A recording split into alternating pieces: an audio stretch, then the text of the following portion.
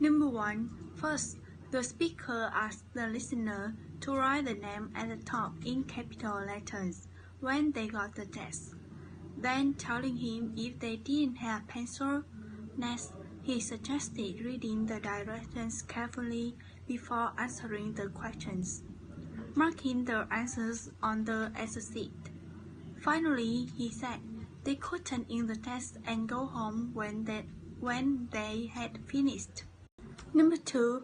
First, the speaker introduced Miss Silkin would play a violin concerto, and the concert that evening would be preceded by a pre-talk by Professor Robert Simon on the history of the violin. After that, she said they would go to the lobby to enjoy refreshment following the performance. Finally, she introduced the director, who would introduce Professor Simon. Number 3. First, the speaker suggested signing at the desk and get a visitor badge when entering the building. Then he asked the people not to lose the badge because they needed to wear it at on time when they were in the building. Next, he suggested wait for an escort to accompany them to their destination and be escorted to the reception desk. After that, he suggested returning the badge when leaving. Finally, he thanked for the cooperation. Number 4. First, the speaker announced the store would close in 15 minutes. Next, she suggested taking on the purchase to the cashier and using the express checkout lane if they were paying 5 or fewer items and were paying with cash. Finally, she asked the people to have the receipt ready to throw the gate when leaving the store and check the size and color before paying, because they didn't accept returns. 5. First, the speaker announced coming up after the news were the weekend weather report. Next, she said the reporter Tom Town would interview Susan about her new book, How to Get Rich in the Stock Market. Miss Susan was a renowned expert on investing and finance and wrote the weekly newspaper column, You and Your Money. That should be a very informative show. Finally, she introduced Peter Cook with the news. Number 6.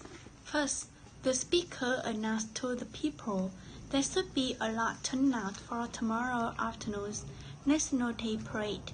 It would be preceded by a speech by the mayor and the chief of police.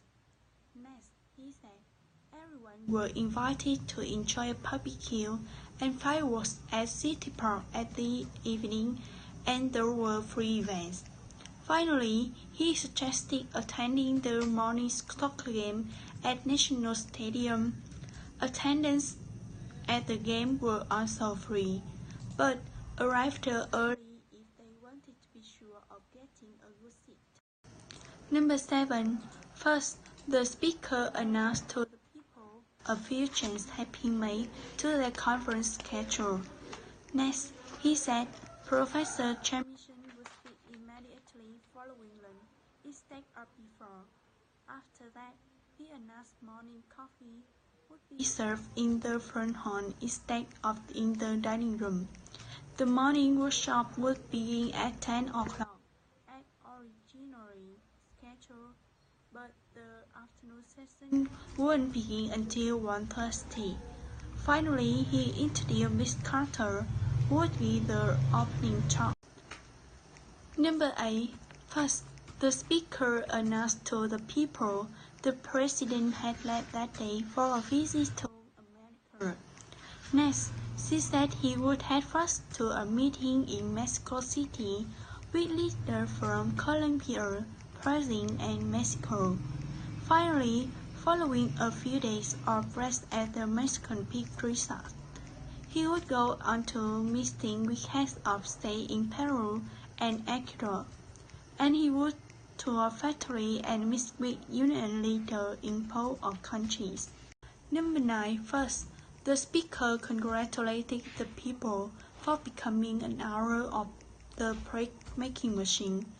Then he said they were sure to enjoy the luxury of having fresh baked bread every day. Next, he introduced to the receipt from the instruction book, assemble and measure the ingredients. Finally, he said when the bread baked, they wouldn't be able to wait for their first steak. Number 10. First, the speaker announced to the students they could register for classic by phone and avoid the long line at the registration office. Then she suggested calling the telephone number, press 1 if they were the new student, or press 2 if they were returning student. And next enter the social security number, the class number, and the credit card number, and then hang up. Finally, she said they would receive a receipt by mail within 5 days.